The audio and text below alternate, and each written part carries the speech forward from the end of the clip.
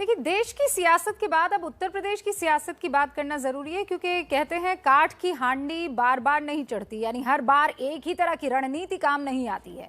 लेकिन उत्तर प्रदेश की राजनीति में ऐसा नहीं हो रहा है। कैसे? यहाँ रथ यात्राओं की राजनीतिक सफलता का मंत्र पॉलिटिकल पार्टियों को पता है, तभी तो 90 के दशक में राम मंदिर का आंदोलन रथ यात्रा से ही चला।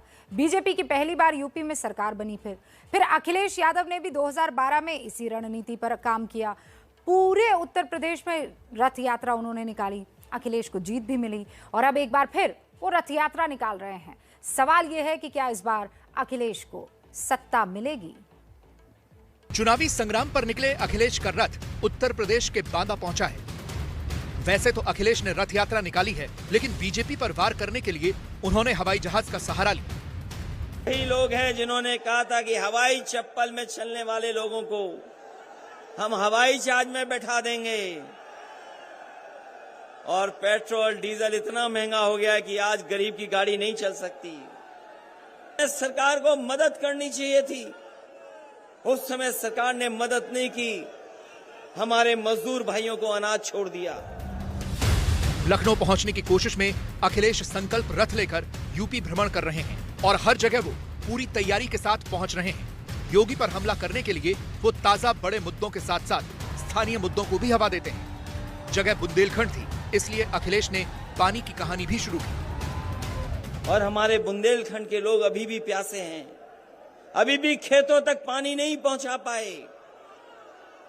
इसलिए हम कह के जा रहे हैं बुंदेलखंड के भाइयों बहनों से, पहले 500 रुपए देते थे, इस बार अगर हमें 3 गुना भी देना पड़ेगा तो उन परिवारों की मदद करने का काम समाजवादी सरकार में होगा। अखिलेश ने इस बार उत्तर प्रदेश के छोटे छोटे इलाकों के लिए अलग अलग स्ट्रेटजी बनाई है। बुंदेलखंड समाजवादी पार्टी के लिए कमजोर कड़ी साबित हुआ है, इसलिए इस बार वो पूरी ताकत लगा रहे हैं। बुंदेलखंड रीजन में कुल 19 विधानसभा सीटें हैं। 2017 के विधानसभा चुनाव में बीजेपी को सभी 19 सीटें मिली थी और अखिलेश 0 पर आउट हो गए थे।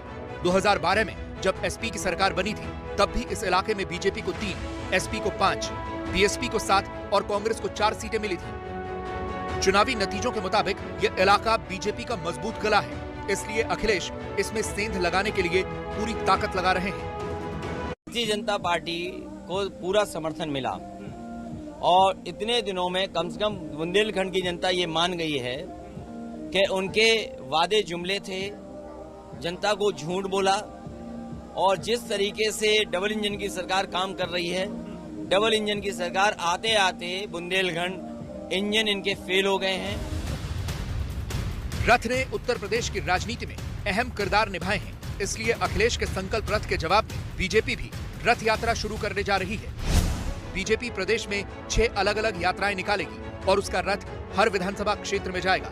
यात्रा का समापन 25 दिसंबर को अटल बिहारी वाजपेयी की जयंती के दिन होगा और समापन समारोह में पीएम मोदी भी मौजूद रहेंगे। प्रदेश के अंदर विकास और राष्ट्रवाद की पलक को गांव-गांव और घर-घर तक पहुंचाने का एक अभियान होगा भारतीय जनता पार्टी का, और उस अभियान के साथ जुड़ने पर हम सबको बहुत होनी चाहिए। बीजेपी के इस यात्रा को अखिलेश अपनी नकल बता रहे हैं। नकल करने वालों का कुछ नहीं होने वाला, इस बार नकल करने वालों का सफाया जनता करेगी। अब रथ की जरूरत नहीं है, इन्हें अपने काम को बताने की जरूरत है। उत्तर प्रदेश की राजनीति में रथ यात्रा, साइकिल यात्रा और पद यात्रा का काफी महत्व रहा है। यात्राओं के दम पर कई नेता कुर्सी तक पहुंच चुके हैं, इसलिए यात्रा की बाजी में कोई पीछे नहीं रहना चाहता। एबीपी न्यूज के लिए अजय दुबे की रिपोर्ट।